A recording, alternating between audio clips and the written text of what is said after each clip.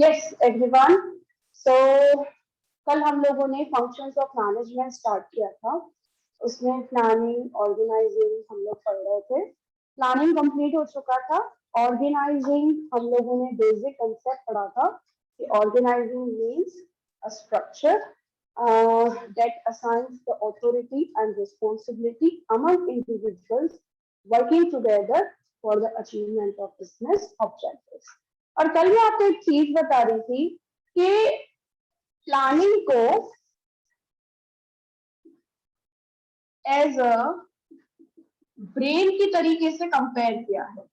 Human body में जो जो चीजें है ना हमारी, जैसे जैसे फंक्शन होता है ह्यूमन बॉडी में, फंक्शंस ऑफ मैनेजमेंट में भी ऐसे कुछ कंपैरिजंस हुए हैं, राइट। सो प्लानिंग को क्या कहा गया है? As a brain of business, और ऑर्गेनाइजिंग को फिजिकल स्ट्रक्चर, या हम बोल सकते हैं एज अ बॉडी। समझे? क्या बोला है? प्लानिंग को ब्रेन और ऑर्गेनाइजिंग को फिजिकल स्ट्रक्चर। ऐसा क्यों कहा है? बिकॉज प्लानिंग किससे होती है? पूरे ब्रेन से की जाती है, पूरा मेंटल एक्सरसाइज होता है प्लानिंग के टाइम पर। और ऑर्गेनाइजिंग क्या है? पूरा फिजिकल स्ट्रक्चर, राइट। जैसे हमारे हैंड्स है, हमारी सब पूरी बॉडी किस तरीके से है, तो सेम एज इट इज कल हम लोगों ने जो स्ट्रक्चर देखा था वो भी ऐसे ही था। जैसे हम लोगों ने देखा था भाई, board of directors, then general manager, then CEO. तो ये क्या बन रहा है? स्ट्रक्चर बन रहा है, राइट। तो इस वजह से जैसे हमारे बॉडी में फिजिकल स्ट्रक्चर हमारा होता है, इसी तरीके से ऑर्गेनाइजिंग को भी क्या कहा गया है? Physical structure.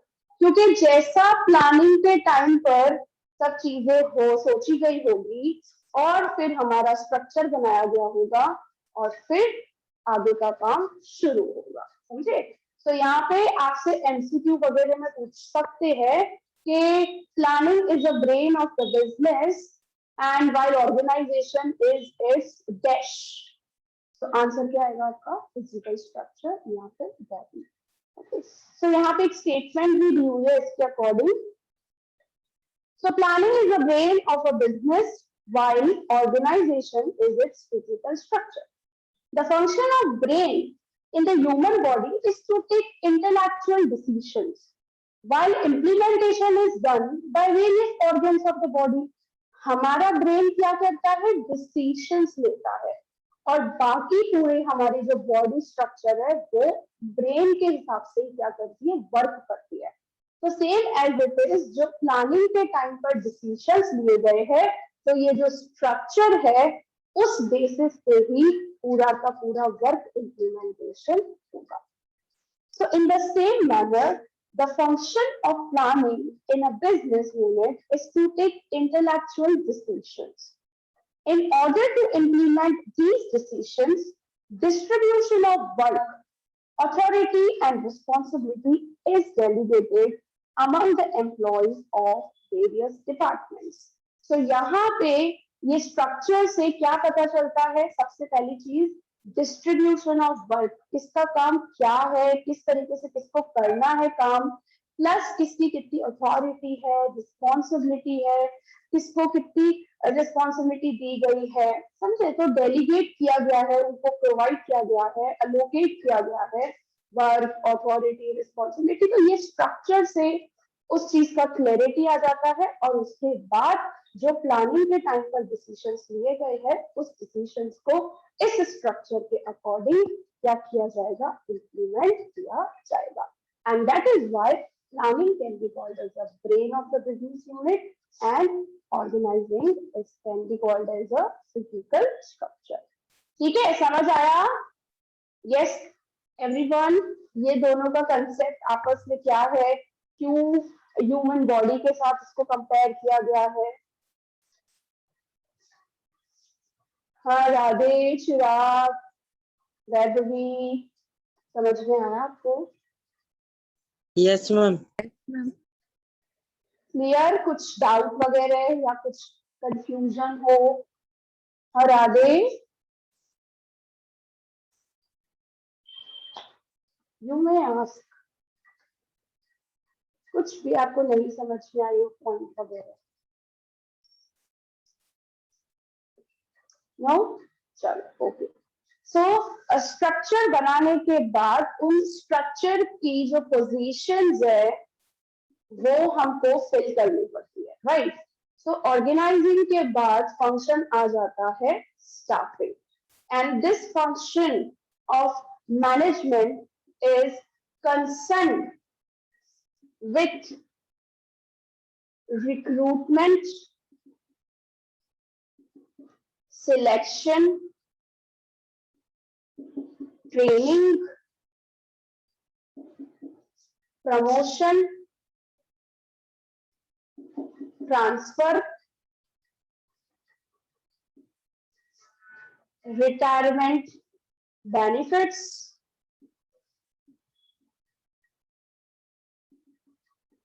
employees needs, career development, employees career development,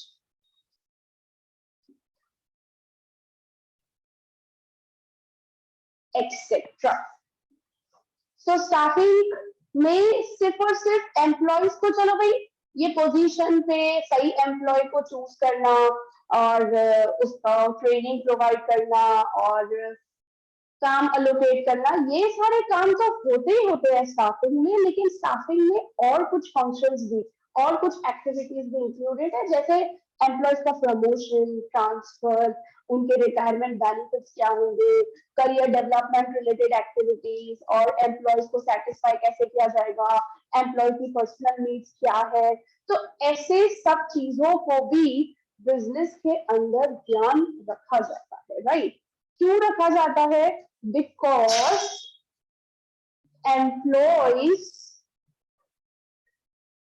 are invaluable assets of business. क्योंकि आप सोचो, अगर वर्कर्स, अगर एम्प्लॉयज नहीं होंगे तो काम कैसे होगा? आज अपने पास अगर अच्छी मशीनरीज है, अच्छा अमाउंट ऑफ कैपिटल है, प्लस अच्छा मैनेजमेंट टीम भी तो होना जरूरी है ना। तो अगर हमारे पास सही एम्प्लॉयज होंगे, सही तरीके से वो लोग काम करेंगे, तो बिजनेस ऑब्जेक्टिव्स और बिजनेस की सक्सेस पॉसिबल है। अदरवाइज आप सोचो, अगर एम्प्लॉयज खुश नहीं रहेंगे, सेटिस्फाइड नहीं होंगे, उन सही एम्प्लॉयज को रिक्रूट नहीं किया जाएगा, तो बिजनेस ऑब्जेक्टिव अचीव कैसे होंगे, राइट। तो इसी वजह से यहाँ पे क्या माना जाता है? एम्प्लॉयज को भी एज अ लिविंग असेट माना जाता है, एज अ इनवैल्यूएबल असेट। क्योंकि देखो, हम मशीन को मेंटेन करते हैं, उसका रिपेयरिंग देखते हैं, सब चीजें ध्यान रखते हैं ना मशीनरीज और इन सब का बिजनेस के अंदर। तो एम्प्लॉयज तो लाइव असेट है, जिंदा असेट है, और उनको फीलिंग्स है, इमोशंस है, ईगो है, उनकी पर्सनल नीड्स है, तो उनको भी तो सब कुछ देखना पड़ेगा ना। और अगर हम लोग अपने एम्प्लॉयज को सेटिस्फाई करेंगे, हमारे एम्प्लॉयज हमारे से खुश होंगे, उनको प्रॉपर एनवायरनमेंट प्रोवाइड करेंगे, उनका सही तरीके से करियर डेवलपमेंट करेंगे, तो एम्प्लॉय भी बिजनेस के लिए उतने ही एफर्ट्स लगाएगा, समझे। तो इस वजह से स्टाफिंग एक ऐसा फंक्शन ऑफ मैनेजमेंट है जहां पे रिक्रूटमेंट, सिलेक्शन, ये सब तो होता ही होता है, ये एक्टिविटीज, बट दूसरे जो एक्टिविटीज है वो भी इंक्लूडेड होते हैं, ताकि एम्प्लॉय को सेटिस्फाई किया जा सके, ठीक है। बिकॉज मैन पावर सबसे बड़ी जो स्ट्रेंथ होती है ना बिजनेस की, वो उसके एम्प्लॉयज होते हैं। आज अगर एफिशिएंट एम्प्लॉयज है ना, तो बिजनेस कहां से कहां पहुंच सकता है, राइट। आज रिलायंस आगे है, तो रिलायंस क्यों आगे है? बिकॉज उसका जो मैनेजमेंट टीम है, उसके जो एम्प्लॉयज है ना, वो बहुत जबरदस्त है। इस वजह से रिलायंस आगे है, राइट। उसकी सबसे बड़ी स्ट्रेंथ उसकी मैनेजमेंट टीम है, ठीक है। सो देखो हम लोग पढ़ते बुक में से क्या लिखा है, employees are the arms and legs of the unit. अभी फिर से बॉडी पार्ट में ही कंपेयर किया है, एम्प्लॉयज को क्या बोला है, आर आर्म्स एंड लेग्स, जिसको बोल सकते हैं हम लोग शॉर्ट में लिम्स ऑफ बिजनेस यूनिट। हमारे पूरे फिजिकल स्ट्रक्चर में हमारे हाथ और पांव ही ऐसे है जो पूरा पूरा काम करते हैं, बाकी इंटरनल बॉडी क्या फंक्शनिंग कर रही है वो हम लोगों को नहीं पता चलता है। बट यू नो पूरा का पूरा हमारा ब्रेन और ये पूरी बॉडी और जितने भी इंटरनल फंक्शंस हो रहे हैं, हैंड लेग्स, ये सब आपस में कोऑर्डिनेटेड होते हैं, राइट। अगर एक भी भाई कहीं से भी कुछ ब्रेकेज हो गया या फिर कुछ भी ऐसा हुआ ना, तो हम लोगों को कुछ ना कुछ प्रॉब्लम हो सकती है। तो मैनेजमेंट को भी इसी तरीके से कंपेयर किया है, भाई प्लानिंग ब्रेन है, देन ऑर्गेनाइजिंग उसका फिजिकल स्ट्रक्चर है, एम्प्लॉयज जो है वो लाइव एसेट है, आर्म्स एंड लेग्स है, लिम्स बोल सकते हैं हम लोग बिजनेस यूनिट के, जो चल सकते हैं, फिर सकते हैं, जिस तरीके से हम लोगों को काम करवाना हो हम लोग उस तरीके से एम्प्लॉय से करवा सकते हैं। तो हमारे लेग्स और हैंड्स भी इसी तरीके से फंक्शनिंग करते हैं हमारे पूरे स्ट्रक्चर में से, तभी यहाँ पर एम्प्लॉयज को क्या काम किया है, as a limbs of business unit, ठीक है। According to doctor Georgetown, staffing is concerned with availing and maintaining satisfactory manpower। यहाँ पे बात क्या हो रही है, स्टाफिंग कैसा फंक्शन है, स्टाफिंग फंक्शन किससे कंसर्न है, पहली चीज तो अवेलिंग करना एम्प्लॉयज को, मतलब रिक्रूटिंग, सिलेक्शन, ट्रेनिंग प्रोवाइड करना। बट ऐसा नहीं है कि आपने रिक्रूट कर दिया अपने एम्प्लॉयज को एंड दैट्स इट, खत्म हो गई बात। उस एम्प्लॉयज को मेंटेन करना भी मैनेजमेंट की, बिजनेस की ही जिम्मेदारी है।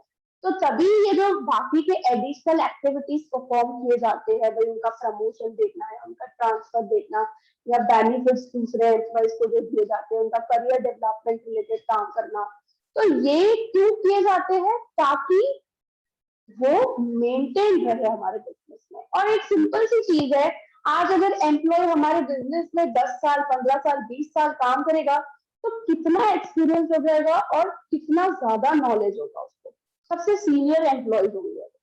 तो अगर इसी तरीके से एम्प्लॉय हमारे बिजनेस के अंदर मेंटेन होते हैं तो बिजनेस की सक्सेस को कोई नहीं रोक सकता है, समझे। तो इस वजह से कोशिश यही की जाती है कि एम्प्लॉयज को सेटिस्फाई किया जाए। पहले के टाइम पर ऐसा होता था कि ठीक है रिक्रूट कर दो, एम्प्लॉयज को रख दो, की सैलरी डिसाइड कर दो एंड दैट्स इट। बट आज के टाइम पर जितना इंपॉर्टेंस कस्टमर्स को दिया जाता है उतना ही इंपॉर्टेंस एम्प्लॉयज को भी दिया जाता है बिजनेस के अंदर। आप सोचो ऐसी ऐसी कंपनीज है वो अपने एम्प्लॉयज के लिए क्या नहीं करती है। आज के टाइम पर जितनी भी बड़ी कंपनीज है हर चीज कंपनी की तरफ से मिलता है उनको, घर, गाड़ी, additional benefits, petrol allowances, incentives, commissions, कितने बेनिफिट्स, कितने इंसेंटिव्स मिलते हैं। और साथ साथ में कभी कभी उनको टूर के रिलेटेड भाई 2 डेज और 3 डेज टूर मिलता है, कहीं ना कहीं इंटरनेशनल टूर मिलते हैं, तो ये बेनिफिट्स मिलते हैं, समझे।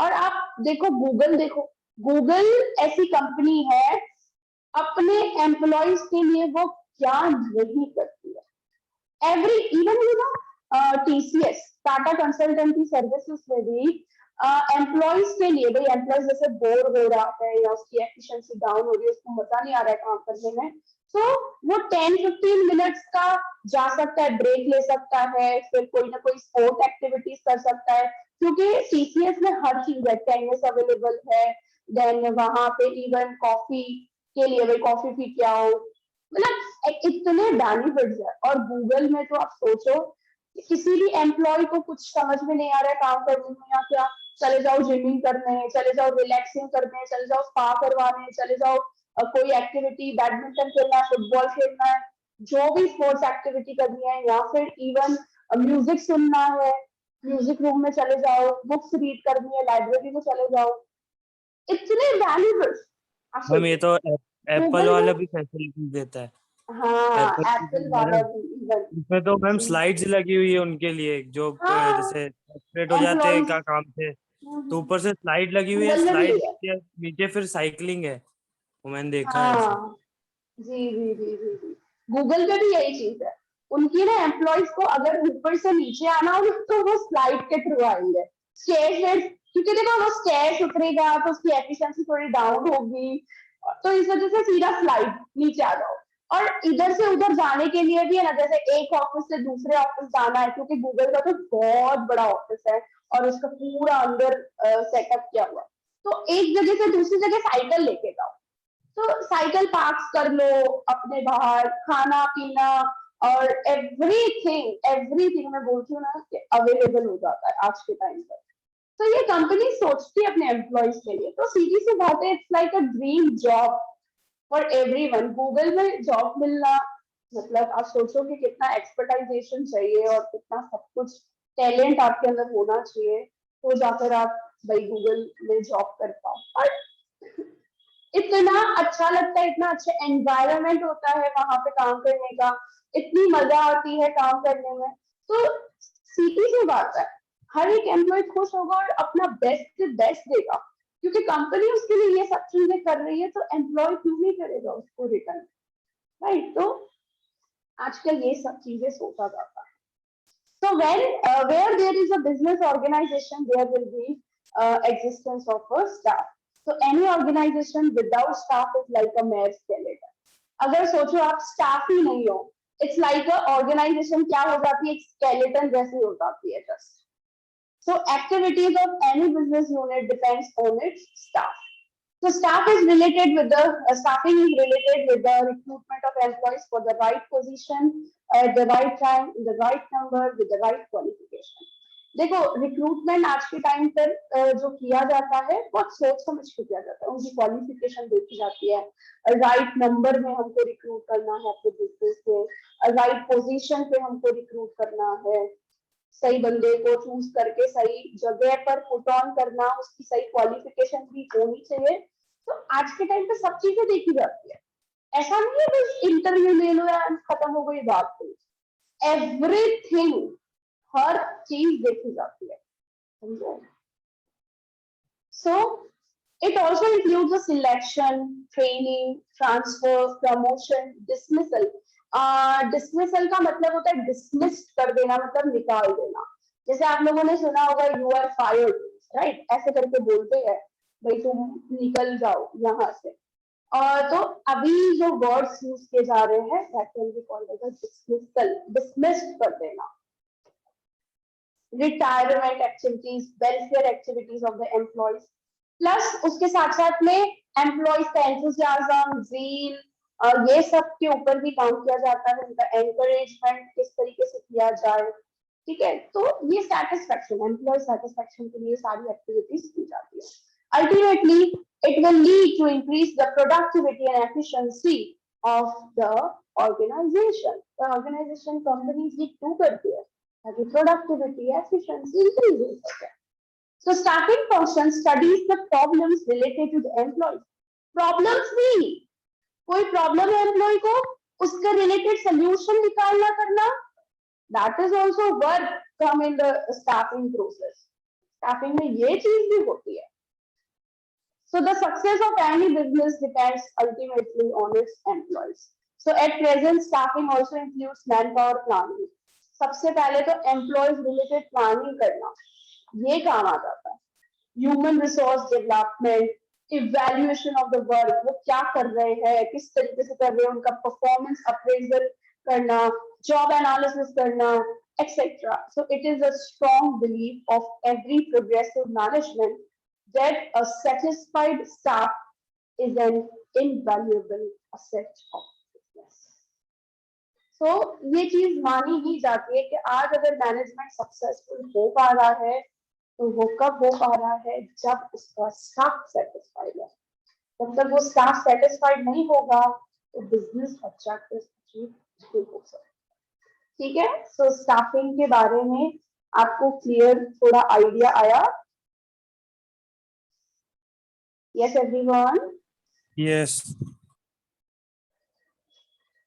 नेक्स्ट स्टाफिंग, भाई हमारा चलो भाई स्ट्रक्चर तैयार हो गया, स्टाफिंग का काम चालू हो गया, एम्प्लॉयज को रिक्रूट कर दिया, सिलेक्ट कर दिया. Now it's time for the implementation of the plan. जो हमने सोचा है उसका इम्प्लीमेंटेशन, उसका एक्चुअल काम करना शुरू करना पड़ेगा, क्योंकि नाउ एम्प्लॉयज भी आ गए, सब सेटअप हो गया, सब चीजें. सो अब क्या होगा, now fourth function will come, that is directing और direction. फोर्थ फंक्शन हमारा क्या होगा, direct. ठीक है. Directing in short means guiding, supervising, communicating, motivation, leadership to employees for achievement of business objectives. Right?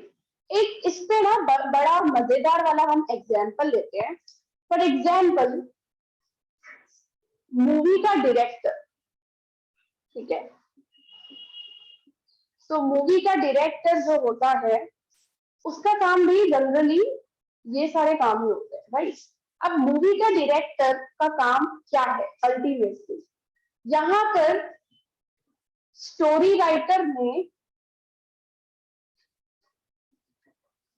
पूरी स्क्रिप्ट तैयार की, ठीक है. स्क्रिप्ट तैयार हो गई, पूरा जो हम लोगों को स्क्रिप्ट के अकॉर्डिंग जितने जितने कैरेक्टर्स चाहिए थे, कौन क्या रहेगा कैसे रहेगा, उसका हमने ऑर्गेनाइजिंग भी किया. एंड फाइनली उस कैरेक्टर के हिसाब से जो सूटेबल हीरो हीरोइन हो सकते हैं, को स्टार्स हो सकते हैं, उन सबको हम लोगों ने रिक्रूट किया, राइट. मतलब प्लानिंग, ऑर्गेनाइजिंग, स्टाफिंग वाला काम हो चुका. अब डायरेक्टर का काम शुरू होता है. डायरेक्टर का काम है, इधर जैसे है फॉर एग्जाम्पल एक्टर और एक्ट्रेसेस, ठीक है, जो भी बाकी के स्टार्स एंड ऑल सब. डायरेक्टर का काम है, जैसे स्टोरी राइटर ने स्क्रिप्ट लिखी है, जो डायलॉग्स लिखे हैं, उन्हीं डायलॉग्स को, उसी सीन को अपने इमेजिनेशन से एक्टर और एक्ट्रेस से करवाना, राइट. यही काम होता है. आप रोहित शेट्टी ले लो, करण जौहर ले लो, जितने भी डायरेक्टर्स है, वो डायरेक्टर्स से फॉर एग्जाम्पल अगर मैं आपको बोलूं कि एक ही स्क्रिप्ट मैं करण जौहर को भी दे रही हूँ और मैं रोहित शेट्टी को भी दे रही हूँ, तो मुझे बताओ दोनों जने सेम तरीके की मूवी रेडी करेंगे क्या? दोनों के अंदर सेम स्किल और क्रिएटिवनेस है, या उनका इमेजिनेशन लेवल और कैसे करवाना है, वो सब तो सेम है. सेम स्क्रिप्ट दोनों को दूं तो क्या वो दोनों जने सेम मूवी तैयार करेंगे? बताओ, हाँ या ना? Tell me. No no no. हाँ चिराग, वैभवी, क्या होगा? नो मैम, वो दोनों अपने अपने तरीके से वो करेंगे ना. यस, अपने अपने तरीके से, क्योंकि रोहित शेट्टी का डायरेक्टिंग करने का जो तरीका है, उसके अंदर जो क्रिएटिवनेस है, उसके अंदर जो आर्ट है, वो डिफरेंट है करण जौहर से. भले ही दोनों डायरेक्टर्स को सेम स्क्रिप्ट दी जाए, लेकिन कभी भी मूवी एक जैसी नहीं बनती है. सेम एज इट इज, एक कंपनी में जो डिपार्टमेंटल हेड्स होते हैं, जो मैनेजर होते हैं कंपनी के, उनका काम भी यही आता है. उनके अंदर भी जो आर्ट होता है वो अलग होता है, राइट. सो उनका काम भी ये है कि टॉप लेवल में जो प्लानिंग की है, उस प्लानिंग के हिसाब से एम्प्लॉइज, वर्कर्स से काम अपने तरीके से करवाना। उनको मैनेजर्स को टारगेट दे दिया, सब चीजें दे दी, बट इनसे काम कैसे करवाना है, that is the role of the manager and that can be called as a directing, right? So manager भी employees को supervise करेगा, guide करेगा, communicate करेगा उनके साथ, leadership qualities apply करेगा, and even जब लो फील कर रहे हैं एम्प्लॉइज या मोरल डाउन हो गया है उनका, तो उनको मोटिवेट करने का काम भी एक मैनेजर करता है। So the same thing is applied in movie also and in companies also, right? So यहाँ पे जो डायरेक्टिंग के फंक्शंस है वो ये फंक्शन है। डायरेक्टिंग में एक काम नहीं है, डायरेक्टिंग में ये सब काम इंक्लूड हो जाते हैं, right? Same as it is school में टीचर का काम भी है डायरेक्टर वाला ही, डायरेक्टिंग का। किसको? स्टूडेंट्स को। आपने देखा होगा जो टीचर्स है, क्या सब टीचर्स एक जैसा पढ़ाती है, या सब टीचर्स एक जैसा ट्रीट करते हैं, या सब टीचर्स एक जैसा डायरेक्टिंग करते हैं? बताओ, होता है ऐसा सेम सब टीचर्स का? बोलो। हाँ चिराग, ऐसा होता है सब में, सबका सेम तरीका काम करने का सारे टीचर्स का? नो, नहीं होता है। सो हर एक टीचर का गाइडिंग करने का तरीका, सुपरवाइज करने का तरीका, कम्युनिकेट करने का तरीका, मोटिवेट करने का तरीका, हर एक टीचर में लीडरशिप स्किल्स भी होती है ना? अगर जिस टीचर में लीडरशिप स्किल्स नहीं है वो टीचर बन ही नहीं सकता, राइट? तो इवन जैसा प्रिंसिपल मैम ने कहा, टीचर को उस हिसाब से चलना पड़ेगा, लेकिन प्रिंसिपल मैम ने कहा भाई इस महीने में इतना सिलेबस खत्म हो जाना चाहिए, ये चीजें हो जानी चाहिए, तो वो एक टीचर का काम है कि वो कैसे कंप्लीट करती है और कैसे वर्क करवाती है स्टूडेंट्स से। So depends on the teachers art, teachers creativity, उस पर डिपेंड करता है। तो यहाँ पे मैंने आपको पहले ही कहा था, management is the universal process. So planning, organising, directing, staffing, controlling, ये सारे काम कॉमन है जो हर जगह होते हैं। चाहे आप कोई मूवी ले लो, चाहे आप कभी कॉर्पोरेट हाउस ले लो, कंपनी ले लो, चाहे आप स्कूल ले लो, चाहे आप स्पोर्ट्स ग्राउंड ले लो, चाहे आप कोई रिलीजियस प्लेस ले लो, everywhere we apply like this। Management को इसी तरीके से स्टेप बाय स्टेप परफॉर्म किया जाता है, ठीक है? तो let's start directing.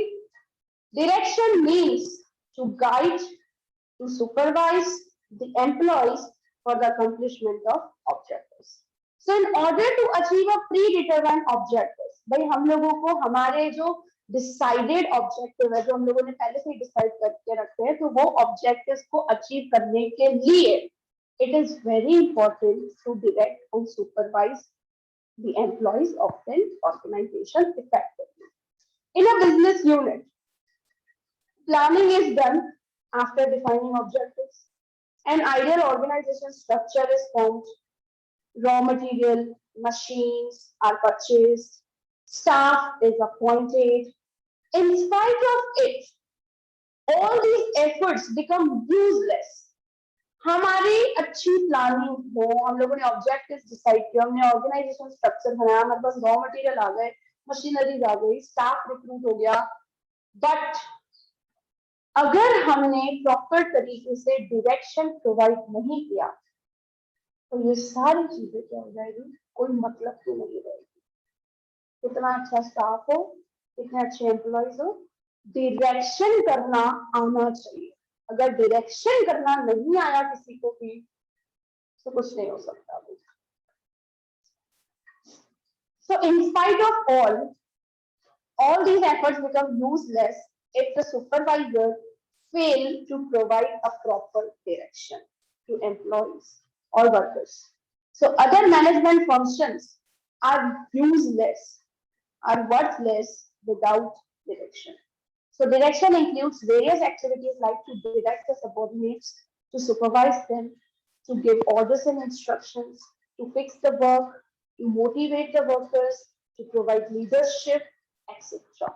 And direction is a continuous process. It is required at every level of management.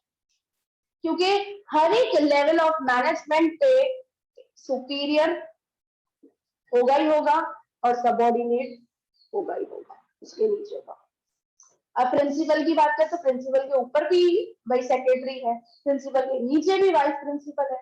तो ये काम डायरेक्शन वाला हर जगह चलेगा, every level of management, top हो, मिडल हो, बॉटम, हर एक लेवल पर सुपरवाइजर सबऑर्डिनेट है ही है, राइट. तो एक तो ये हर एक लेवल पे चलेगा प्लस कंटिन्यूस चलेगा. तो सेम एज इट इज, जैसे डायरेक्टर है उसने एक सीन तैयार कर दिया तो क्या खत्म हो गई मूवी?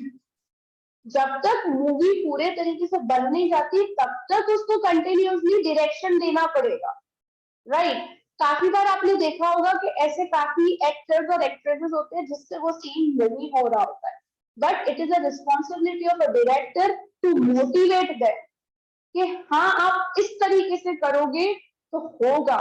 ऐसा नहीं है, वो इवन अंदर से बूस्टअप भी करते हैं, अरे कोई बात नहीं हम लोग फिर से रीटेक ले लेंगे, but you can do it. तो मोटिवेट करने का काम, लीडरशिप, कभी कभार चिल्लाते भी है डायरेक्टर्स. लीडरशिप क्वालिटीज, क्योंकि लीडरशिप क्वालिटीज मैनेजमेंट से क्यों आ रही है? क्योंकि ग्रुप में काम हो रहा है, टीम में काम हो रहा है. जहां पर ग्रुप होगा, जहां पे टीम होगी, वहां पे लीडरशिप स्किल्स तो अप्लाई करनी होगी ना. बिकॉज लीडरशिप कहाँ पे अप्लाई की जाती है? जहां पे टीम है, उनका एक लीडर. तो लीडरशिप क्वालिटीज होनी ही चाहिए डायरेक्टर, समझे? चाहे मैनेजर हो कंपनी का, चाहे मूवी का डायरेक्टर हो, उसको फॉलो अप कैसे करवाना है अपने सबऑर्डिनेट से, अपने एक्टर और एक्ट्रेसेस से, उसको आना चाहिए. वही तो काम है उसका, ऐसे ही थोड़ी कोई डायरेक्टर बन जाता है, राइट. तो उसके अंदर ऐसी क्वालिटीज होना बहुत जरूरी है. And that's it about the direction. ठीक है, सो इतना ही आप लोगों को दिया है, पूरा चैप्टर अभी बाकी है. पिक्चर तो एक्चुअली बाकी है, ये प्लानिंग ऑर्गेनाइजिंग की. अभी तो जस्ट एक हाइलाइट्स पढ़ते जा रहे हैं अपने. ठीक है. And the last function of management is controlling. अब देखो, अब डायरेक्शन करके अच्छे से काम करवाया जाएगा एम्प्लॉय से, काम अच्छे से इम्प्लीमेंट करना है, सुपरवाइजिंग करना है, और एक्चुअल परफॉर्मेंस हमारी डन हो जाएगी. बट उस एक्चुअल परफॉर्मेंस डन होने के बाद खत्म नहीं हो जाती कहानी. उसके बाद एक लास्ट फंक्शन आता है मैनेजमेंट के अंदर, that is known as controlling.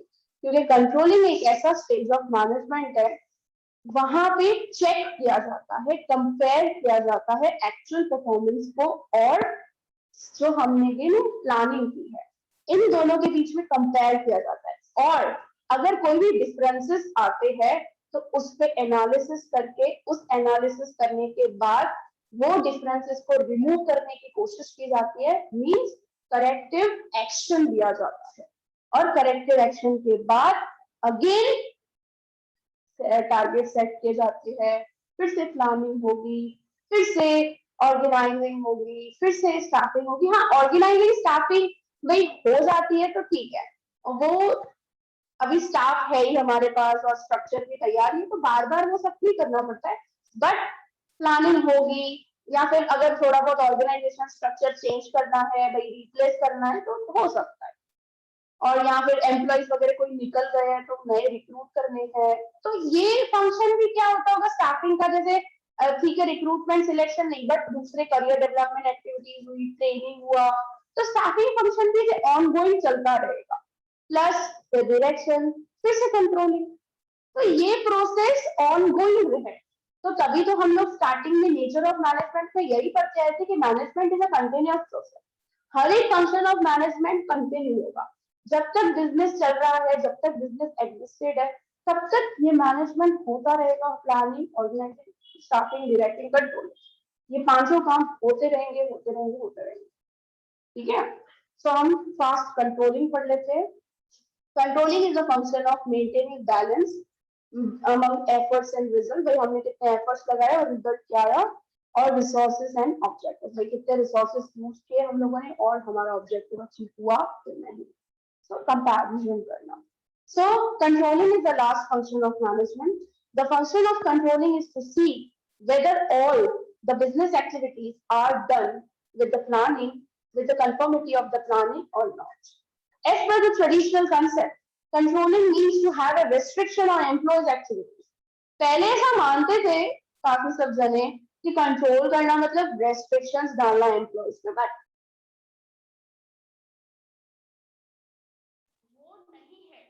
वाला concept. Controlling is a positive activity.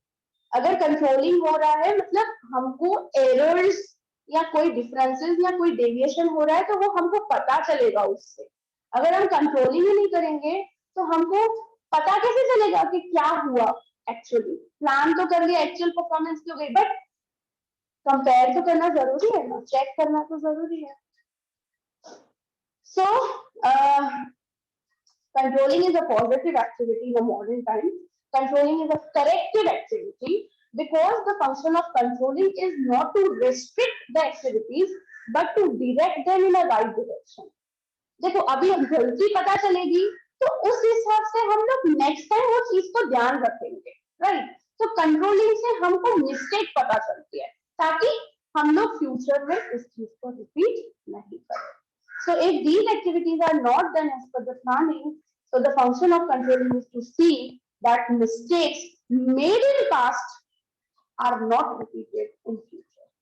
जो हो गया ठीक है, बट अब हम लोग ध्यान रख सकते हैं ना कि फ्यूचर में इस चीज का रिपीटेशन नहीं है।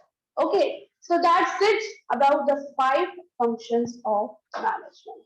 So सारे के सारे क्लियर हर किसी को? Yes, everyone. Yes, ma'am. एकदम क्लियर। अभी हम लोग नेक्स्ट लेक्चर में एक फंक्शन है मैनेजमेंट का, दैट इज कोऑर्डिनेशन। अब कोऑर्डिनेशन तो आपको पता है कितना इंपॉर्टेंट एलिमेंट है, कितना इंपॉर्टेंट फंक्शन है मैनेजमेंट का। कोऑर्डिनेशन तो हर जगह चाहिए ही चाहिए। तो कोऑर्डिनेशन के बारे में थोड़ा डिटेलिंग करेंगे नेक्स्ट लेक्चर में, एंड विल स्टार्ट